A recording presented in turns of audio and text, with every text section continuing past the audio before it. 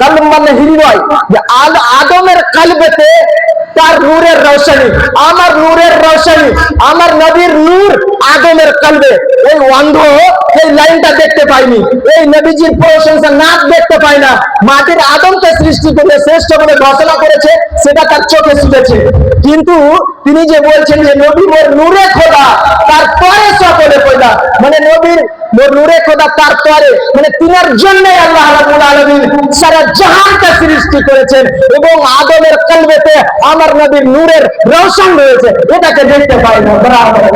পবিত্র কোরআনের সূরা আল আনআম, সূরা আল আনআম 38 নম্বর আয়াত, আল্লাহ রাব্বুল আলামিন বলেন, ওয়া মা মিন দাব্বাতিন ফিল আরদি ওয়ালা তাইরিন ইয়াতিরু বিজানাহিহি ইল্লা উমামুন আমসালুকুম মা ফারাতনা ফিল কিতাবি মিন শাইইন সুম্মা ইলা রাব্বিহিম ইহশারুন।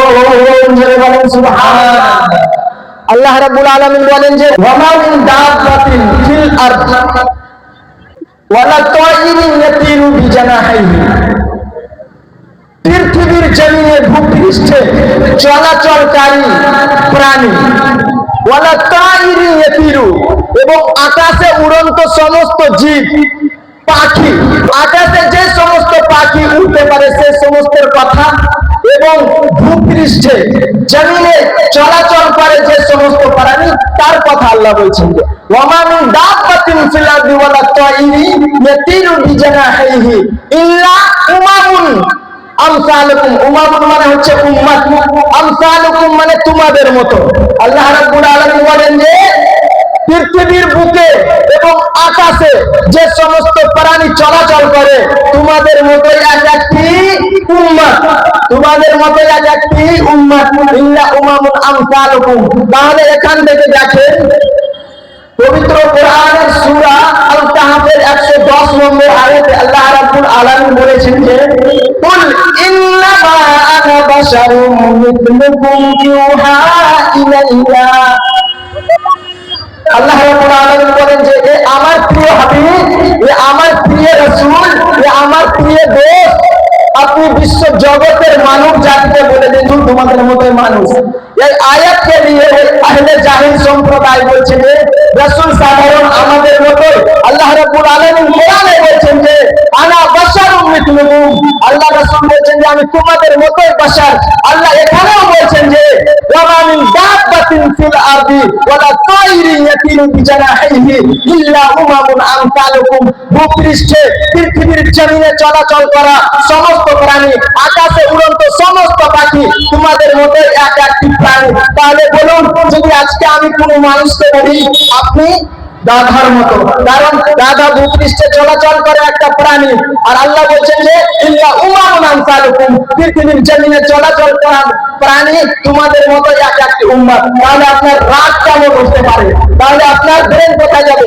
আমি একটা গাধা শুধু বললাম, পৃথিবীর বুকে কত রকমের প্রাণী আছে যেগুলোর নাম এখানে উচ্চারণ করা যাবে না। যদি ওই সমস্ত প্রাণীর সঙ্গে এই মানুষটাকে তুলনা করি তাহলে তার মেজাজটা কেমন চলবে? তো বিশ্বের রাসূল পয়গম্বরে আযম 1,24,000 প্রায় পয়গম্বর এসেছেন, পয়গম্বরদের সরদার রাসূল সরকারে দো আলম নূরে মুজাসসাম সাল্লাল্লাহু তাআলা আলাইহি ওয়াসাল্লাম, যিনি নূরি বশর, তিনাকে যদি আমাদের মতো সাধারণ মানুষ বলে তাহলে সেই ব্যক্তিটা কিভাবে অপমান করছে রাসূলকে দেখুন। তো বারাদার ইসলাম ওই আহলে জাহিল থেকে বেঁচে থাকেন এবং সঠিক ভাবে ঈমানকে নিজের শক্ত করে কোরআন ও হাদিসের মাধ্যমে এবং কোরআন ও হাদিস মোতাবেক যেটা আইন রয়েছে সেটার প্রতি কায়েম থাকুন। আল্লাহ রাব্বুল আলামিন বলেছেন যে 18,000 মখলুকাতের মধ্যে উত্তম মখলুকাত শ্রেষ্ঠ জীব হচ্ছে মানুষ। তো আহলে জাহিলের একজন বলছে কি জানেন, যে আনা বাশারুম মিথলুকুম, আমাদের মতোই বাশার। আর আল্লাহ রাব্বুল আলামিন বলেন যে বাশার মানুষ হচ্ছে 18,000 মাখলুকাতের মধ্যে সবচাইতে উত্তম বাশার। তো নবীজি বাশার মানুষ, নবীজিকে যদি নূর বলা যায় তাহলে তিনাকে ছোট করা হয়ে গেল, তিনি বাশার হচ্ছে উত্তম। এইভাবে কিন্তু আমাদেরকে ধোঁকা দেওয়া হচ্ছে। তাহলে দেখুন আল্লাহর রাসূল হচ্ছে নূরি বাশার, শুধু বাশার নয়, তিনি হচ্ছে হচ্ছেন নূরি বাশার। আল্লাহ রাব্বুল আলামিন পবিত্র কোরআনে বলেছেন যে قد جاءكم من الله نور وكتاب مبين সূরা আল মাইদার 15 নম্বর আয়াতের মধ্যে রয়েছে। ব্রাদার ইসলাম, আমি বলছিলাম যে আনা বাশারুম মিসলুকুম, আমাদের মধ্যে বাশারের একটা উদাহরণ দিয়েছে। কিভাবে দেখুন, আপনারা অনেকে শুনেছেন একটা হামদ। হামদ হচ্ছে আল্লাহর প্রশংসা। আল্লাহু আল্লাহু, তুমি জাল্লা জালালুহু, শেষ করাতে যায় না গিয়ে তোমার গুণগান। এই হামদের মধ্যে একটা লাইন রয়েছে যে তুমি মাটির আদমকে সৃষ্টি করিয়া ঘোষণা করিলেন শ্রেষ্ঠ বলিয়া। এটা লিখেছেন বিদ্রোহী কবি কাজী নজরুল ইসলাম। তো আহলে জাহিলের একজন বক্তা রাসূলের মানে মানকে কিভাবে ঘটাচ্ছে, বিদ্রোহী কবি কাজী নজরুল ইসলামের এই হামদের লাইনটাকে বলছেন যে মাটির আদমকে সৃষ্টি করিয়া ঘোষণা করিলেন শ্রেষ্ঠ বলিয়া। তাহলে শ্রেষ্ঠ হচ্ছে মাটির, নবী হচ্ছে মাটির। আর বিদ্রোহী কবি কাজী নজরুল ইসলাম রাসূলের তিনি অনেক প্রশংসা করে নাচ শরীফ লিখেছেন। তিনি একটা নাচ লিখেছেন, আপনারা অনেক শুনেছেন। নবী মোর পরশুনি, নবী মোর সোনার খনি, নবীর নাম জপে যেই জন সেই তো জাহানের ধনী। জন বলেন সুবহানাল্লাহ। তো নবী মোর পরশুনি এই নাচটার মধ্যে তিনি বলেছেন কি জানেন, সেটা আমি বলছি যে নবী মোর নূরে খোদা, নবী মোর নূরে খোদা, তার তরে সকলে পয়দা।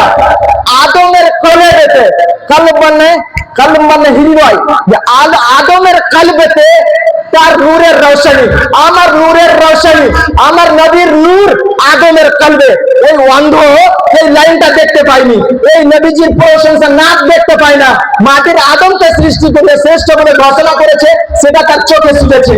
কিন্তু তিনি যে বলছেন যে নবী মোর নূরে খোদা, তার তরে সকলে পয়দা, মানে নবীর মোর নূরে খোদা, তার তরে মানে তিনার জন্যই আল্লাহ রাব্বুল আলামিন সারা জাহানকে সৃষ্টি করেছেন এবং আদমের কলবেতে আমার নবীর নূরের রৌশন রয়েছে, এটাকে দেখতে পাই না।